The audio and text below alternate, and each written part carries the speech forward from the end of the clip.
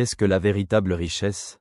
La véritable richesse n'est pas seulement une question de ressources matérielles, mais surtout un état du cœur et une manière de percevoir la vie. Dans un monde qui associe souvent le succès à la quantité de biens accumulés, la Bible et la réflexion spirituelle indiquent un sens plus profond et plus durable de la richesse. La véritable richesse est ce qui dure éternellement et ne peut être détruit par le temps ou les circonstances. Dans l'Évangile selon Matthieu, Jésus dit: « Ne vous amassez point de trésors sur la terre, où la teigne et la rouille détruisent, et où les voleurs percent et dérobent. Amassez-vous des trésors dans le ciel. » Évangile selon Matthieu, chapitre 6, versets 19 et 20. Cet appel rappelle que la véritable richesse ne repose pas dans les choses matérielles, qui sont éphémères, mais dans les valeurs spirituelles telles que l'amour, la foi, l'espoir et la charité. La Bible montre que la richesse peut être une bénédiction, mais aussi une épreuve du cœur. Dans le livre des Proverbes, on lit: « Ne me donne ni pauvreté ni richesse, nourris-moi du pain qui m'est nécessaire, de peur que, rassasié, je ne te renie et ne dise: Qui est l'Éternel? Ou de peur que, réduit à la pauvreté, je ne dérobe, et ne m'attaque au nom de mon Dieu. » Livre des Proverbes, chapitre 30, versets 8 et 9. Ces mots rappellent que l'essentiel est de garder l'équilibre et la gratitude, quelle que soit notre situation matérielle. La psychologie confirme que la quête de la richesse matérielle n'apporte pas un bonheur durable.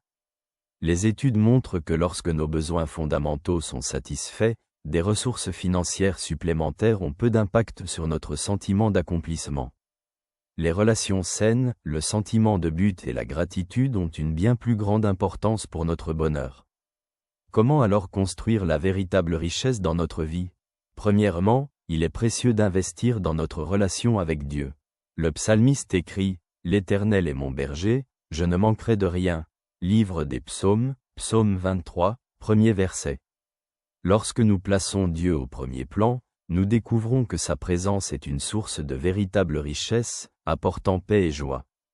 Deuxièmement, il est judicieux de développer des relations avec les gens.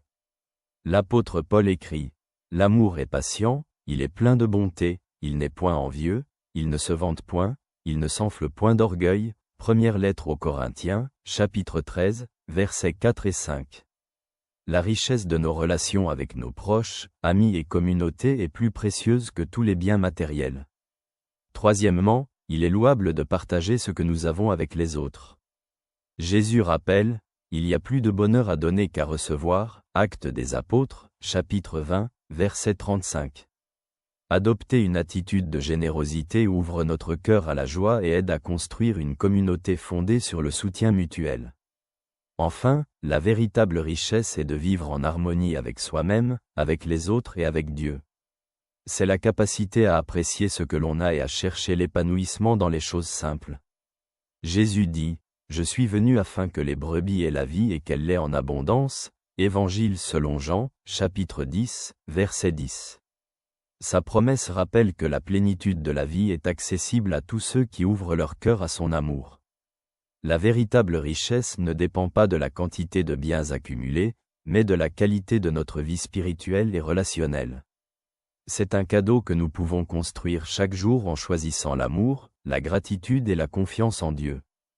Ainsi, nous trouvons une joie durable que rien ni personne ne peut nous enlever. Merci pour aujourd'hui, je te salue chaleureusement.